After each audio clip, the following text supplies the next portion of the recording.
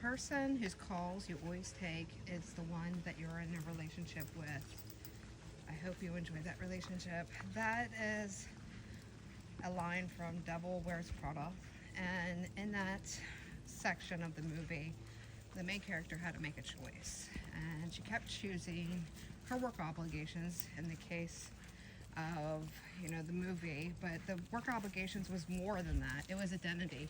It was deciding who she was every moment. And she kept choosing to be this version of herself that she didn't know, that nobody else knew. And she had to make a choice. Was she going to be embodying this new person that she was starting to really like and embrace? Or was she going to, I almost had a fly in my mouth, did you see that? Luckily I didn't.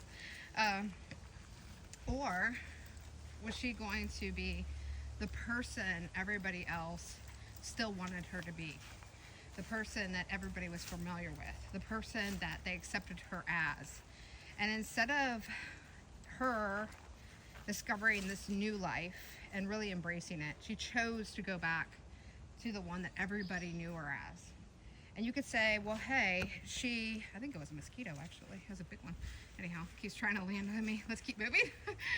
So in the movie, she decided to go back and reclaim her identity, her old life. You could even say her comfort zone in some ways.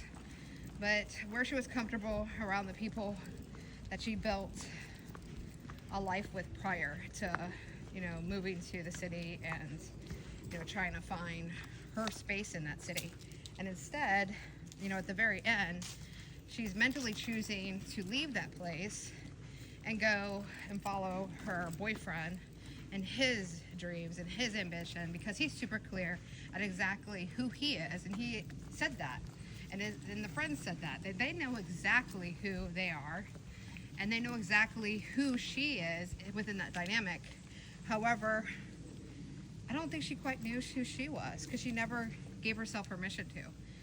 And so, we always have a choice, and at any moment we could choose differently. She could have chose to go off and be in a relationship with that other guy that was more aligned to the version that she was stepping into, and really embrace that and accept that and forgive herself for making those choices, which she didn't. The whole movie, she was blaming herself.